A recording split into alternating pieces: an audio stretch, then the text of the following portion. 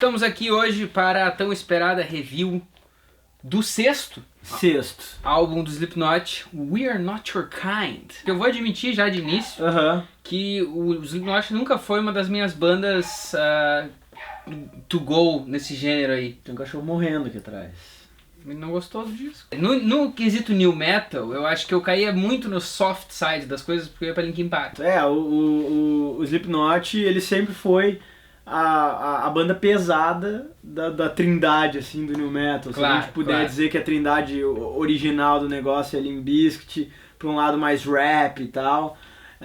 O Korn pra umas maluquices, assim, mas querendo ou não, pra um lado mais leve. O Slipknot é porrada na orelha, assim. 5 anos desse novo álbum, essa formação já se solidifica em tese, porque aqui temos já é o segundo disco do batera, novo, né? Depois do Joe Jardison. Já é o segundo disco do baixista que assumiu depois do Paul Gray. O Slipknot é uma banda que eu curto há bastante tempo, sacou? Eu acho que, ao contrário de ti, eu acho que... Não ao contrário de ti, porque tu foi pra um lado mais soft do new metal. Mas eu gostava de Vermilion, eu gostava de Duality, não é que eu não gostasse. Tu conhecia as músicas famosas do Slipknot. E apreciava até... assim, Before I Forget. Isso, Before I Forget, tem um clipe muito legal. Eu acho que o Slipknot é uma banda que, assim, pra quem viveu a época, eu acho que aqui a gente tá falando de uma banda que, ao contrário de muitas outras bandas clássicas da história do rock ou do metal, o Slipknot é uma banda que a gente viveu muito a época. Exatamente. Né? E eu acho que não tinha como tu não ouvir falar do Slipknot. O Slipknot sempre foi uma banda que, com o perdão aí do trocadilho por ser uma banda muito pesada, sempre fizeram muito barulho. Assim. Eu entrei nesse álbum salgado já. Porque certo. Eu, como não fã, não consumi o disco anterior. Aí cheguei aqui, assim, esperando, porque eu vim de álbuns bons, se tu for ver. Northlane, o Carnifex, foi maravilhoso. E pra mim o disco já abre, assim, com uma entrada meio duvidosa. A intro eu achei bem, assim, ela é uma intro bem Slipknot, Insert Coin. Exatamente. Mas, cara, assim, nada demais, assim. É que ela é um sintoma.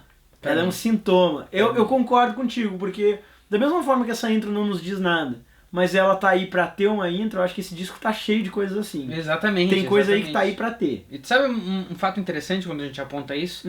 O Corey Taylor disse que ele, junto com o Palhaço, chegaram num álbum que é uma obra que deve ser consumida como álbum. Então, a ideia da banda é que tu realmente passe por esses interlúdios. Certo. E então, se tendo essa máxima como verdade na nossa review, eu te pergunto, como que Unsainted cai depois desse?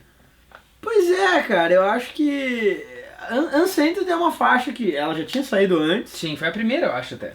Isso eu não tenho certeza, mas pode ser. Eu acho que ela tem momentos interessantes, assim, na sua sonoridade. Eu acho que ela é uma música bem clichê, hipnoticamente falando. Claro, ela explora aquele lado melódico, ela explora o riff de guitarra que tá bem sincado com o baixo. Eu acho que essa música, Unsainted, ela tem um bom exemplo disso. Eu gosto da guitarra, gosto dos riffs. Acho que as guitarras ficam colocando detalhes assim o tempo todo, que eu acho irado. E gostei da letra da música também, desse lance de opressão e crença e não sei o que. Cara, eu achei que foi uma boa faixa pra abrir o disco de fato, assim. Porque a intro ficou palmolismo total. A intro foi pra ter. A intro era só pra ter. A intro podia ter, ela tem 1 minuto e tanto, se eu não me engano, ela podia ter 15 segundos e ser parte da faixa. Em seguida a gente vai pra Birth of the Crew. Ela só muito corny pra mim.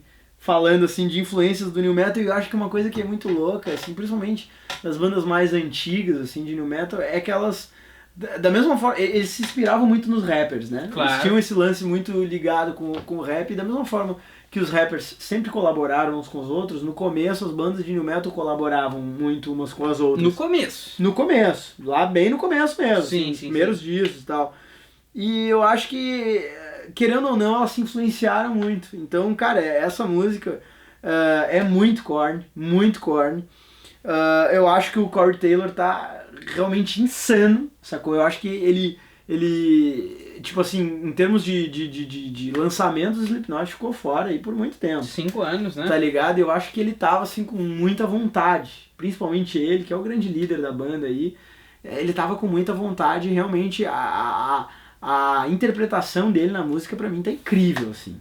Eu acho que um ponto de destaque dessas primeiras músicas desse disco é que A bateria é outra coisa bem nervosa também. Parece que o novo baterista, que é filho do cara da banda do Bruce Springsteen, é uma conexão estranha, mas é fato. O Max é batera do Springsteen, filho dele agora é batera do Slipknot. Eu não sabia.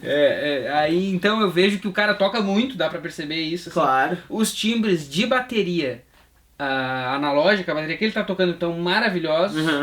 Uma coisa que me incomoda, assim, nesses primeiros momentos do álbum, Death Because of Death, por exemplo, mais uma intro ali.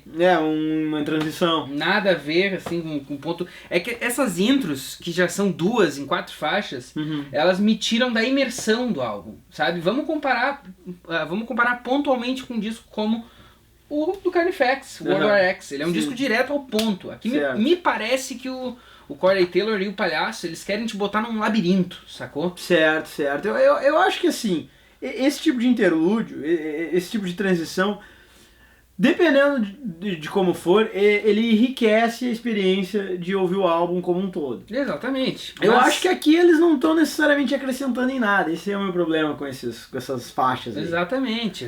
Mas Nero Forte, por outro lado, é uma música que segue, né? Eu considerei ela uma boa música.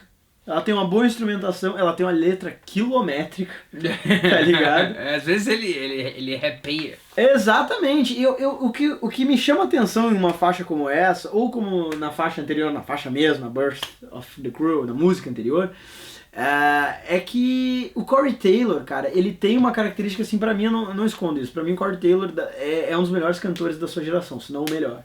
Sacou? Mas tu começou a achar isso depois de Stone Sour? Eu comecei a achar isso... Eu não sei, cara, porque eu fui muito new metaleiro. Ah, é? Cara, tipo, pra mim ele era assim... sabe, por uma certa época, os cantores que eu idolatrava era Corey Taylor, que eu não sabia o nome, né? Gostava pra caralho do Chester Bennington, gostava muito do Serge, do System of a Down, gostava muito... esqueci o nome do cara do Korn, o Jonathan Davis, sacou? Então realmente eram cantores assim que me inspiravam, assim, porque eles tinham vozes legais, sacou? Na minha cabeça ali de moleque de 12, 13 anos ouvindo isso, eu achava a voz deles irada. Eu não manjava de técnica vocal, mas eu achava a voz deles irada. Potente. Tem um outro cara desse movimento que eu também achava que tinha uma voz irada, acho até hoje, acho que ele é um grande gênio, sabe dizer o nome dele? Tu só não falou do Fred Durst. Exatamente, ele mesmo, adoro esse homem. Outra coisa que eu percebo nessas músicas novas do Slipknot nesse álbum é que ele não tá aí pra faixas curtas também. Não só é um álbum longo, como temos faixas bem longas. A que eu quero comentar agora, Critical Darling, por exemplo, é a segunda mais longa do álbum. Tá lá nos seus 6:38, 6:30, não me lembro agora. Não é novidade pro Slipknot fazer faixa desse tamanho também. Eu concordo contigo, mas aí eu vejo faixas como, por exemplo, como Duality, sacou? Ou até mesmo Before I Forget, que é uma que tem um tema que volta e volta e volta. Sim. Que essas faixas elas têm viradas instrumentais com frescores novos. Aqui, certo. Assim, cara, a letra desse refrão de Critical Darling é tosca. Tu achou assim, tosca? Eu acho que... Eu entendo o que tu tá falando quando tu diz que o Corey Taylor ele vem com paixão. Porque ele vem. Ele vem. Ele vem. As performances em vários momentos, elas são muito nervosas, elas são muito tensas. Eu acho muito difícil tu interpretar da forma como ele interpreta, porque normalmente um cantor que canta de uma forma quase gutural, porque eu não considero que o Corey Taylor faz gutural, sim.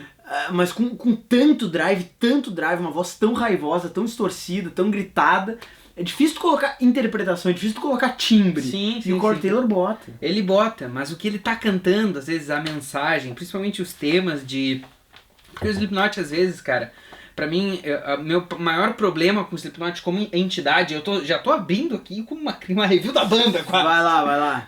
É que eles ficam muito no tema de não aceitação social. Você não me entende. Sim. E eu quero socar isso goela abaixo, entendeu? Porque a gente é muito do mal. Eles chamam os fãs de maggots, né? Sim. E isso pra mim nunca foi muito atrativo desde da antiga lá. Agora em momentos como Critical Darling ou A Liar's Funeral, que é uma outra track pra mim estranhíssima. As duas se conectam bem, né? Se conectam bem, mas elas têm um espaço e sei lá, cara. Assim, ó, sei lá, entendeu?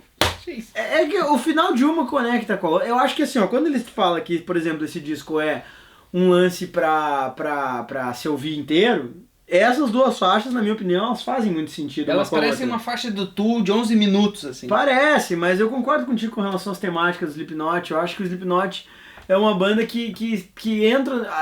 Ela assumiu o meu lírico lá em 1999 e ainda tá na mesma página. Isso, é bem sacou? isso. Eles assim, estavam pouca lá, evolução. Exato, eles estavam lá de máscara e coisa, de macacão em 99 e em 2019, né? Máscaras novas, macacões novos. E We're Not Your Kind. Exatamente, Então, exatamente. É uma coisa muito... realmente, é uma coisa meio repetitiva. Eu acho que a ira do Corey Taylor... eu não sei se o Corey Taylor também é responsável por todas as letras. O palhaço tá junto em várias. Pois então, mas a ira dos dois, assim, com a sociedade, eu acho que ela se repete em alguns temas. Eu acho que, assim, essa segunda parte do disco, ela é uma parte que me chama um pouco menos atenção, mas não que as músicas sejam piores. Red Flag é boa. Red Flag é uma boa música, Red Flag definitivamente é uma boa música. Apesar de ter um som eletrônico ali, João Ernesto, que eu fico com uma vontade de dar com o caderno na minha cara. Assim. Tem umas caixas eletrônicas que tá junto com a percussão, que parece que o cara pegou uma lata de Nescau. Não, isso que eu ia te dizer, cara. Tem um negócio aí com uma sonoridade meio souvenir, meio assim. sem tanger, assim, as coisas, entendeu? Mas e Spiders? O que tu achou de Spiders? Spiders é uma das minhas favoritas. É muito legal, né? Muito boa faixa. Eu acho que aqui eu consigo ver um vislumbre do que o Slipknot poderia ter sido pra mim nesse disco. Certo, assim. penso a mesma coisa. Vejo um gosto melhor pra timbrar o eletrônico com o rock. Aqui a guitarra, ela não tá tão... Como é que eu vou botar? Ela não tá tão embaixo d'água, junto com baixo, sabe? A harmonia pra mim é muito boa aqui, a letra é diferente, saca? Eu gostei, cara. Ele segue uma tendência também de várias bandas de fazer um instrumental assim com um raciocínio de beat. É isso. Orphan, que é a faixa que segue, também é uma faixa que tem um instrumental mais extremo. Sim. Em vários momentos. Tem uma performance excelente do Corey Taylor, na minha opinião. Claro, concordo. E é uma das que dá pra destacar, assim, dessa rodagem final do disco, que progride pra umas faixas bem estranhas, na minha opinião. Pra mim o final do disco é bem complicado, assim. Porque nós temos My Pain, por exemplo. Quantos minutos tem aquela faixa ali? Não, nem pra sei. mim, ela pareceu que foi a tarde inteira, assim. Pareceu que eu perdi uma tarde ouvindo a faixa. Eu não entendi o que aquela espécie de balada ali queria ser.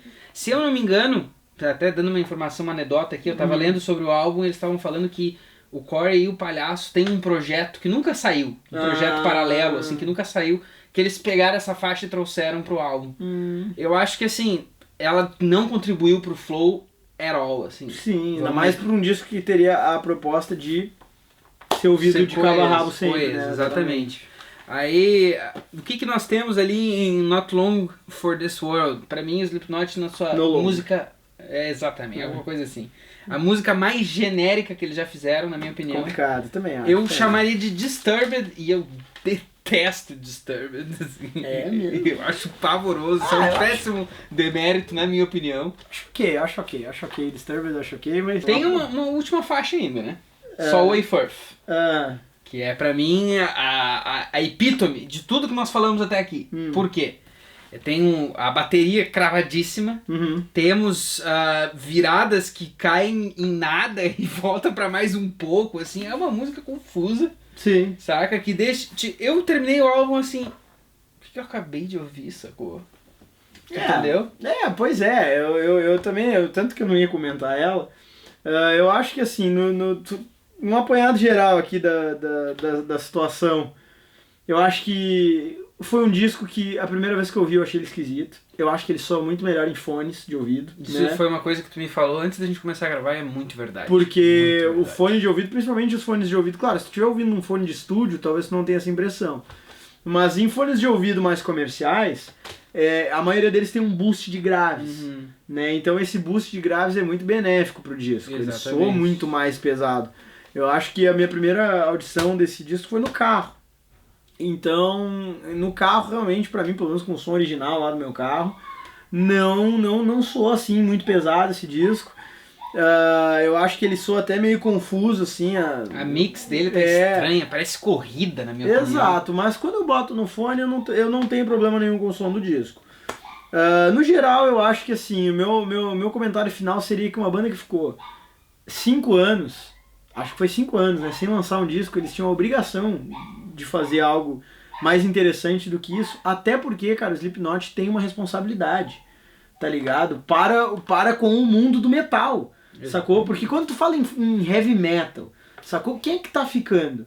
Entendeu? O Ozzy tá com quantos anos? 60 e todos? 60 e todos. Entendeu? Então... Metallica vai vir no Brasil de novo! O Metallica vai vir no Brasil de novo. E, cara, não vamos longe. Tu fala em festival de metal, tá? Ah, é Wacken Open Air, é Hellfest. O que pode ser headliner? Qual é a banda de metal que é gigante o suficiente pra ser headliner? É Metallica, é Black Sabbath quando se reúne, é Ozzy, é Iron Maiden. E só, e não tem mais nada, sacou? O Slipknot é a única banda mais nova que tem tamanho pra fazer isso, porque o System of a Down não tem. O System of a Down, eles ficaram muito populares uma época. Eles até têm o tamanho, mas não pro metal, tu entendeu? Uhum. O público do metal, o metaleiro, ele não gosta tanto de System of a Down. Uhum. De Slipknot, ele ainda gosta. Entendi. Então o Slipknot é pra ser essa grande banda que vai ficar, eles são a única, sacou? E aí eles lançarem um disco cansado como esse, sabe? Querendo ou não, é o que as bandas gigantes fazem, né? Quando elas ficam um tempo sem lançar um disco e lançam uma coisa, elas lançam um disco cansado. Metallica é o grande exemplo disso. Pra mim, esse disco pode ser resumido com a expressão chutar cachorro morto. Uhum. Entendeu? Essa árvore, o Slipknot já torceu, espremeu e se espingou e tirou tudo que podia tirar. Eu não senti um frescor novo na banda, não senti que é uma proposta que me convide a ouvir o álbum novamente. Não salvarei, admito. Não, eu também não vou salvar. Eu acho que esse new metal do Slipknot tá muito velho. Exatamente. Sacou? Eu queria alguma coisa melhor. Eu fico triste, cara. Na verdade, o gosto desse disco, assim, porque quando eu comecei a ouvir, a minha primeira audição não foi top. Uhum. Mas eu fui ouvindo mais, eu gostei mais. E depois parei de gostar de novo. Entendeu? Porque eu fui ficando frustrado. Porque eu pensei, cara, o Slipknot é uma das bandas que eu mais gosto. Tá ligado? É uma banda que fez muito parte da minha vida. E aí chegar e ouvir esse disco, cara, não é que ele seja ruim, mas ele é pobre. Ele é pobre, ele é confuso. Ele é fraco, ele é um álbum fraco. No fim das contas, realmente eles não fizeram a lição de casa, eles não trouxeram um disco novo, eles trouxeram mais um pedaço de um disco velho. Exatamente. Então, pra dar o seu apoio à Legal Records contra o Slipknot, deixa o seu comentário aí. Qual é o mais feio dos membros do Slipknot? Qual o mais feio? Exatamente. O Joe Johnson era bem feio. Ele saiu, né? Vazou. Tchau pra você e até logo.